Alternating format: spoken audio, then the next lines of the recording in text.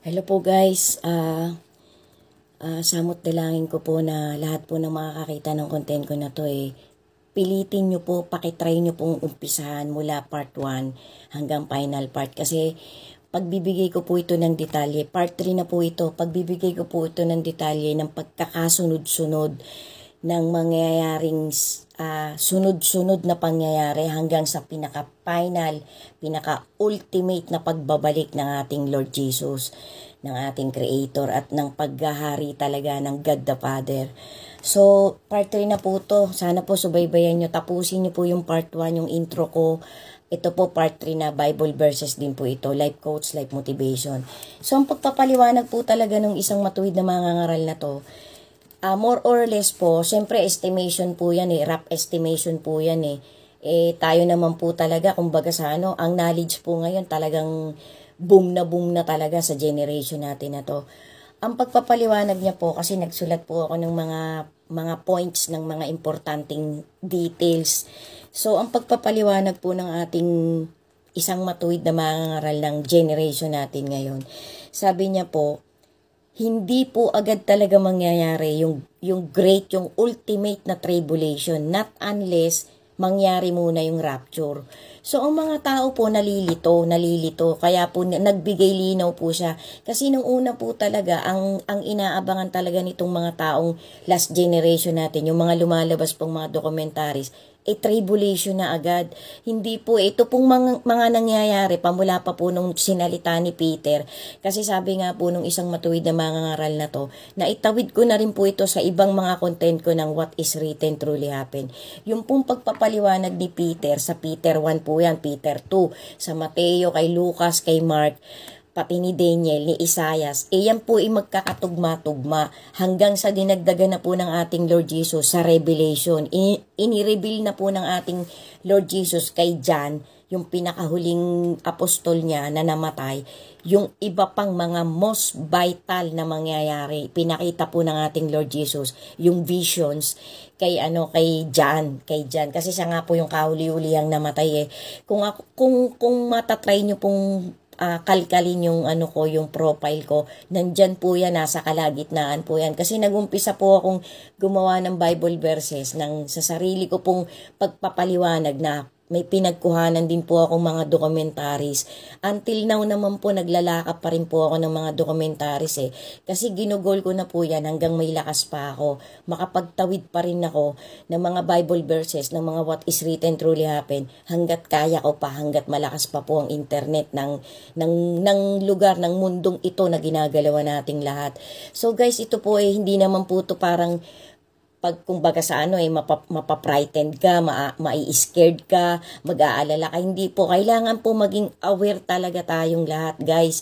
Maging prepared na po tayo. Sabi nga po nitong matuwid na mangangaral, wag na po natin masyadong pakuposan pa yung, halimbawa, mayaman na naman tayo, magpakayaman pa ng magpakayaman.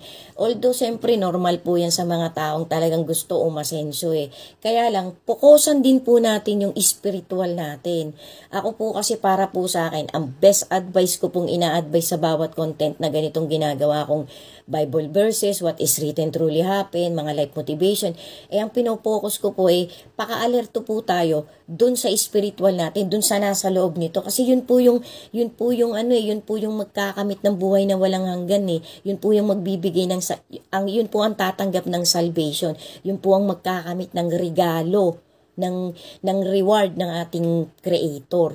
So, itong buong ito, kung halimbawa nga po, kasi marami na pong lumalabas na dokumentary ngayon naitawid ko na rin po yan, halos paulit-ulit na po.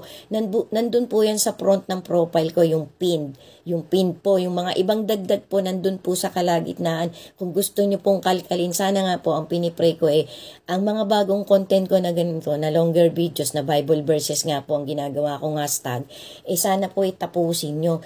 Ang hangad ko lang po, ang goal ko lang po makapagtawid talaga ako ng maliit na dagdag na booster para po madagdagan pa yung kapit natin sa ating Creator.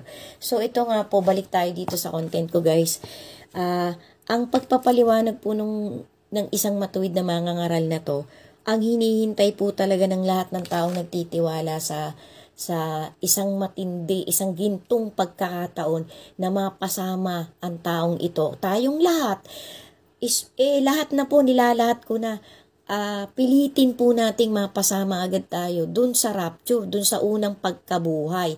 Kasi nga po, ang mangyayari po, ganito po kasi yung explanation ng matuwid na mga ngarali.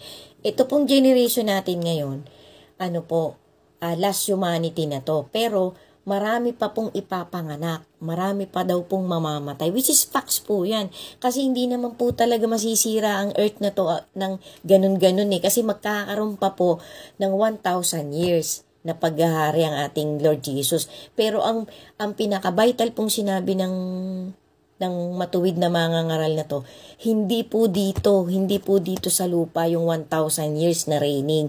So mag-research po kayo kung hindi po kayo convince, kung hindi po convincing yung mga documentaries na napapasadahan ninyo, pati po itong longer videos na ginagawa ko na to, nasa sa atin na po yun. Mag-research po tayo ng mag-research para mas maging strong po ng strong lalo yung pagkapit natin sa motivation ng ating Creator. Kasi parang kung i-analyze nyo po talagang dapat po daw mangyari muna talaga yung 1,000 years na yon. Kasi after 1,000 years po, isasubmit na po ng ating Lord Jesus sa God the Father ang lahat-lahat. So magiging vindicator nga po siya pagdating nung time na yun Isa po siya sa magpapatibay na ang isang taong ito ay karapat dapat talagang makatanggap ng ibibigay na reward. Kasi sabi nga po, may itatatak pa po dito sa ating forehead na pangalan na tanging yung lang pagbibigyan ang makakaalam. Tapos yun nga po yung everlasting life. Kumbaga yun po yung pangarapin natin. Kasi yung una pong, ang sabi po ng matuwid na mga ngaral na to, ang pagkakasunod-sunod. So, yun pong rapture, yung pag-agaw, kasi yun po yung hinihintay natin. Yan po yung pinaka-vital, guys. Yan pong rapture na yan, pag nangyari po yan, yan po yung start ng new era. So, nag-rapture na po, inagaw na po, nagkaroon na po ng unang pagkabuhay. So nakuha na po yung mga chosen. So, yan po, kasama po yung mga taong yon.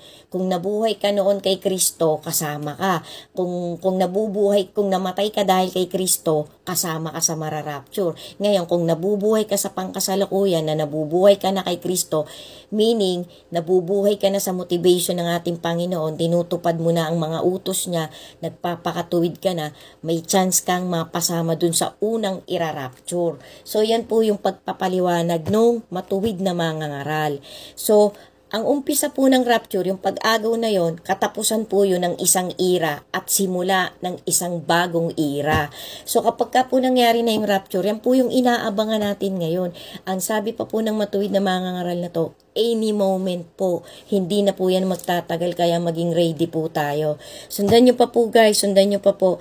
Bali, ang pinaka-goal ko po dito sa bagong content ko na to ay maitawid ko yung pagkakasunod-sunod ng mga mangyayari. So, apan nga po dito sa era nating itong sitwasyon na nabubuhay tayo, nag-aabang na po pala talaga tayo ng rapture. Kasi ang pagkaintindi po nung una ng maraming tao ay Great Tribulation ang hinihintay natin, tapos saka palang ira-rapture. Hindi po, dun po sa Great Tribulation, magkakaroon din po doon ng parang, kumbaga naghahari din po doon yung mga na-chosen na naiwan dito. Yun po yung pagpapaliwanag ng matuwid na mga ngaral. Sundan nyo pa po guys, sundan nyo pa po, may kasunod na po. Bali, part 3 po ito. Thank you so much po. God bless us all po, and to God be the glory po. Mag-ingat po tayo and maging ready po talaga tayo. It's day of our life. Amen. To God be the glory po, and God bless us all po. Thank you po for watching my contents. Amen.